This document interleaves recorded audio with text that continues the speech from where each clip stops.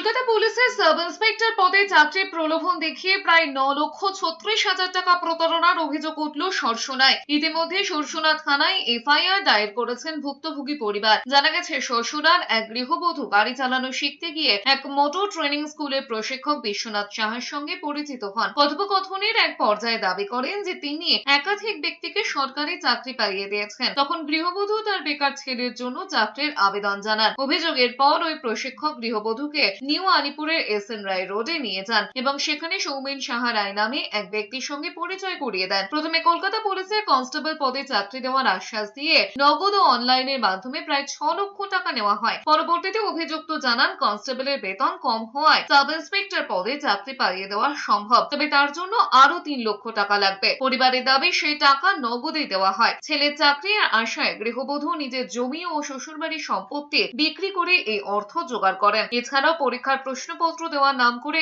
আরো 36,000 টাকা নেওয়া হয় বলেই অভিযোগ। কিন্তু দীর্ঘ সময় কেটে গেলেও চাকরি মেলেনি। অবশেষে টাকা ফেরতের দাবি জানালে কোনো সুরাহা না হওয়ায় রবিবার সরসোনা থানায় এফআইআর দায়ের করেন ভুক্তভোগী পরিবার এবং পাশাপাশি ডিসি অফিসে অভিযোগপত্র জমা দেওয়া হয়। পুলিশ সূত্রে খবর, ঘটনার তদন্ত শুরু করেছে তারা।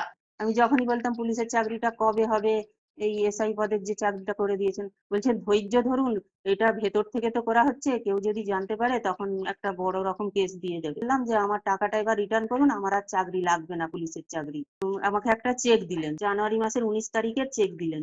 মানে টাইম আসলো, আমি ওদেরকে আগে ইনফর্ম করলাম। ওই দিনে চেকটা ফেলতেই আমার চেকটা বিকেলের মধ্যে বাউন্স হলো। বাউন্স হওয়ার আগেই উনি কি করলেন, আমার অনলাইনে 50,000 টাকা সৌমেন সাহারায় রিটার্ন করলেন। তার পরের দিনেই আমাকে কাগজ পাঠালেন, আমি নাকি ইন্টারেস্টে টাকা দিয়েছি ওনাকে 3,39,000 টাকা, আমি নাকি সুদের কারবার করি। ভুল তথ্য সাজিয়ে উনি আমাকে একটা চিঠি পাঠিয়েছে। যখন দেখছি কিছু হচ্ছে না, তখন আমি পুলিশের দ্বারস্থ হলাম।